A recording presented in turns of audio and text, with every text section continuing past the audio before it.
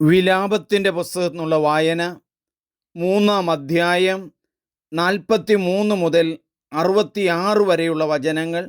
3-ാം ഭാഗം 43-ാം വചനം. അവിടുന്ന് കോപം പൂണ്ട് ഞങ്ങളെ പിന്തുടർന്നു, ഞങ്ങളെ നിഷ്കരണം വധിച്ചു.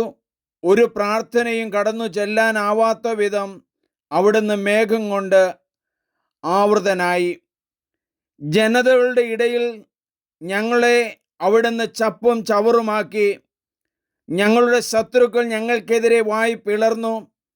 സംഭ്രാന്തിയും കെണിയും ഞങ്ങളുടെ മേൽ പതിച്ചു. വിനാശവും ശൂന്യതയും ഞങ്ങളെ ഗ്രസിച്ചു. എൻ്റെ ജനതയുടെ പുത്രിക്കുണ്ടായ നാശം നിമിത്തം എൻ്റെ കണ്ണുകളിൽ നിന്ന് നീർച്ചാലുകൾ ഒഴുകുന്നു. എൻ്റെ കണ്ണുനീർ അവിരാമം പ്രവഹിക്കും. കർത്താവ് സ്വർഗത്തിൽ നിന്ന് നോക്കി കാണുന്നതുവരെ അത് നിലയ്ക്കുകയില്ല. എൻ്റെ നഗരത്തിലെ കന്യകമാരുടെ വിധി എൻ്റെ കണ്ണുകളെ ദുഃഖപൂർണമാക്കുന്നു.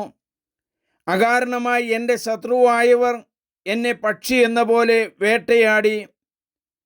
അവർ എന്നെ ജീവനോടെ കുഴിയിൽ തള്ളി. അവർ എൻ്റെ മേൽ കല്ലുരുട്ടി വെച്ചു. വെള്ളം എന്നെ മൂടി, ഞാൻ നശിച്ചു എന്ന് ഞാൻ പറഞ്ഞു. കുഴിയുടെ അടിയിൽ നിന്ന് കർത്താവേ, ഞാൻ അങ്ങയുടെ നാമം വിളിച്ചപേക്ഷിച്ചു.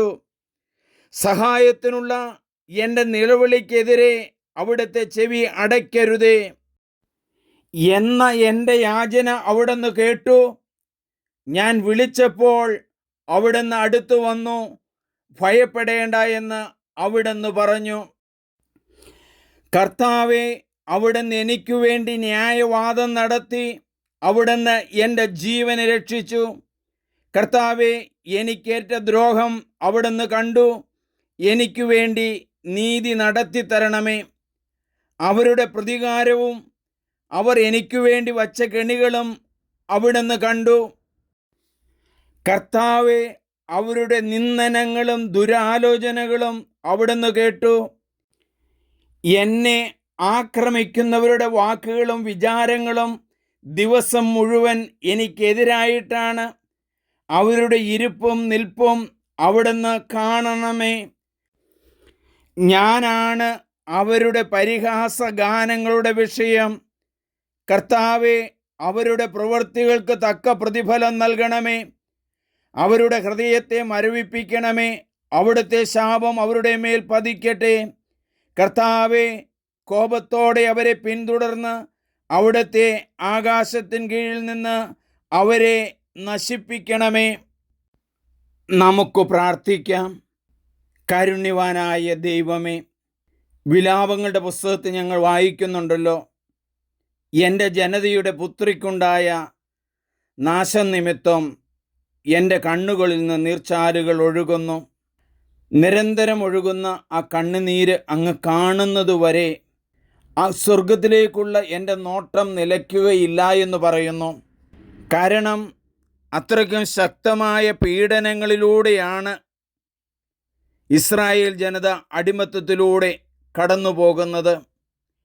അവരെ കുഴിയിൽ തള്ളിയിട്ടിട്ട് അതിൻ്റെ മേൽ മനുഷ്യ ശരീരത്തിൻ്റെ മേൽ കല്ലുരുട്ടി വെച്ചു എന്ന് ഞങ്ങൾ വായിക്കുന്നു. കുഴിയുടെ അഗാധതയിൽ നിന്ന് പോലും അവർ അങ്ങയെ വിളിച്ചപേക്ഷിക്കുന്നു. ദൈവമേ, ഞങ്ങളുടെ ചുറ്റുപാടുമുള്ള ജനങ്ങൾ പലതരത്തിലുള്ള കുഴികളിൽ വീണ് കിടക്കുന്നവരാണ്. സാമ്പത്തികമായ തകർച്ച, മക്കളുടെ മദ്യലഹരി, ശരിയല്ലാത്ത ബന്ധങ്ങൾ, രോഗങ്ങൾ, ഇങ്ങനെയുള്ള ധാരാളം കുഴികളിൽ വീണ് കിടക്കുമ്പോൾ കർത്താവേ, സ്വർഗത്തിലേക്ക് കണ്ണുകൾ ഉയർത്തി ദൈവത്തിൻ്റെ വചനത്തിലേക്ക് തിരിഞ്ഞ് ദൈവവചനം പഠിക്കാനും ദൈവവചനം ആവർത്തിച്ച് പ്രാർത്ഥിക്കാനുമുള്ള കൃപ ഞങ്ങൾക്ക് നൽകണമേ. അതിനായിട്ട് ഞങ്ങൾ പ്രാർത്ഥിക്കുന്നു. ദൈവമേ, ഈ വചനം കടന്നു ചെല്ലുന്ന എല്ലാവരിലും അനുഗ്രഹത്തിൻ്റെയും സ്നേഹത്തിൻ്റെയും കതിരുകൾ നിറയ്ക്കണമേ. നല്ല പ്രകാശമാകട്ടെ. ദൈവത്തിൻ്റെ വചനത്താൽ നിറയട്ടെ. വേദനകളിൽ നിന്ന് ശമനം ലഭിക്കട്ടെ.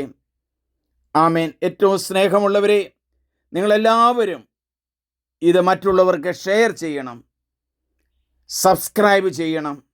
വിലാപത്തിൻ്റെ ആ പുസ്തകം വായിക്കുന്നതിന് മുമ്പ് ബറൂക്കിൻ്റെ പുസ്തകം വായിക്കണം.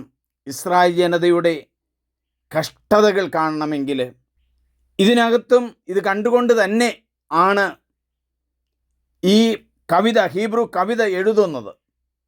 വായിക്കും തോറും പിന്നെയും വായിക്കണം, പ്രാർത്ഥിക്കും തോറും പിന്നെയും പ്രാർത്ഥിക്കാൻ തോന്നുന്ന ഈ ഗ്രന്ഥം വായിക്കട്ടെ. ദൈവത്തിൻ്റെ അനുഗ്രഹത്താൽ നിറയട്ടെ. ദൈവം ശക്തമായി നിങ്ങളെ അനുഗ്രഹിക്കുന്നു. ആമേൻ. എൻ്റെ പേര് സണ്ണി പുൽപ്പറമ്പിൽ.